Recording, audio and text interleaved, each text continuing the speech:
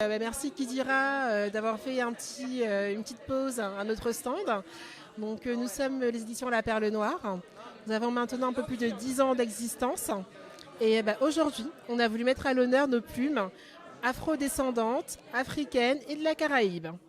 Donc, on a aujourd'hui donc 3 auteurs qui sont avec nous, donc 3 poètes et une poétesse de la Caraïbe. Donc, on a Tatiana Tibus, auteur de la Caraïbe, de la Guadeloupe. On a Olivier Hollon pour la partie Martinique. Et on a Didier Hippon pour la Guadeloupe. Et ils sont accompagnés de Maïti Freeman, qui a contribué à la communication et à la production donc, de leur recueil qui est Trois plumes à nu, qui est juste là. Donc voilà, donc c'est un recueil qui est illustré par les photos prises donc, par Maïti Freeman. Et dans ce recueil, on retrouve en fait 3 sensibilités. Donc Tatiana, c'est la plume de la passion. Elle parle beaucoup des relations amoureuses, du rapport à l'autre. Et elle le fait de façon assez crue quelque part, mais avec beaucoup de finesse et beaucoup d'élégance.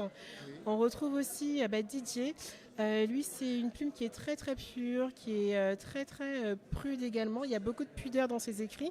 Et pour moi, c'est un petit peu ce côté poésie très très romantique, un peu à la Chateaubriand. Donc, un seul être vous manque, tout est dépeuplé. Donc, c'est un petit peu cet esprit-là. Olivier, par contre, ce qui me plaît énormément, c'est que c'est une plume qui nous ramène à nos origines pharaoniques. Donc, vraiment.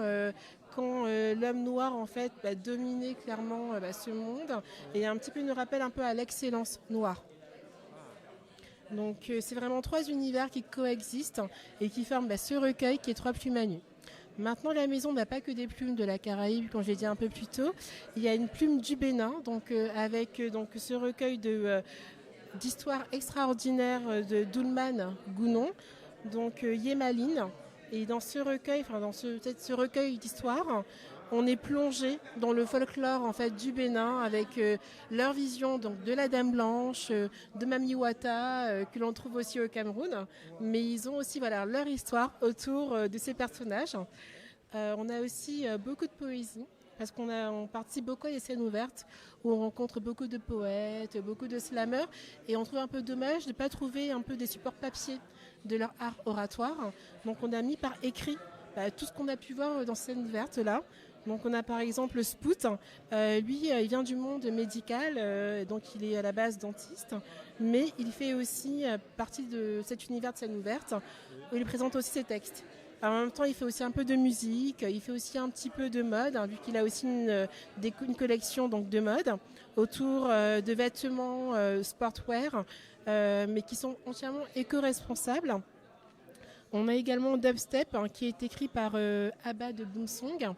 Et cet ouvrage en fait, de poésie est un ouvrage en fait, de poésie d'anticipation, donc sous la forme d'une pièce de théâtre entièrement en poésie et qui se joue également au théâtre et aussi dans des scènes un peu plus intimes. Donc notamment de temps en temps à l'hôtel Mercure Montmartre, il fait des fois des petits extraits de ce recueil qu'il présente. Et on a aussi DJ Hippon qu'on a présenté à l'instant dans Trois plumes à nu, qui a écrit un magnifique recueil de poésie donc de 101 poèmes et qui s'intitule Jusqu'au bout du ciel. Et là, on retrouve un petit peu tout l'univers donc, du poète, une nouvelle fois accompagné de Maïti pour tout ce qui était mise en lumière de l'auteur, photos et interviews.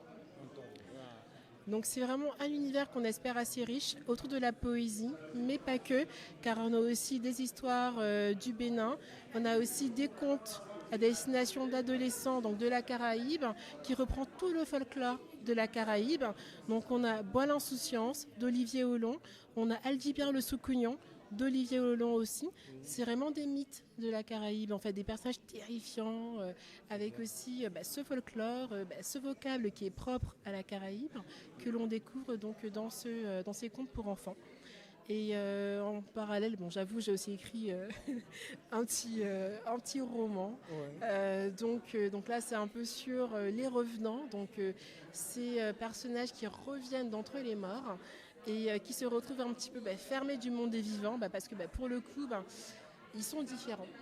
Et donc, ils doivent trouver une place dans le monde, ouais. Soit se créer un monde à part, soit chercher absolument à intégrer le monde des vivants. Donc, voilà. C'est très bien. Déjà, il n'y a rien de petit. Tout est grand. Et il y a beaucoup d'importance dans vos écritures, ce que vous avez eu dedans. Et quand même, je vous encourage. Et Merci. je vous remercie aussi. Merci à vous d'avoir pris le temps de vous intéresser à la maison. Merci, Kidira. Merci beaucoup. Et vous avez une petite carte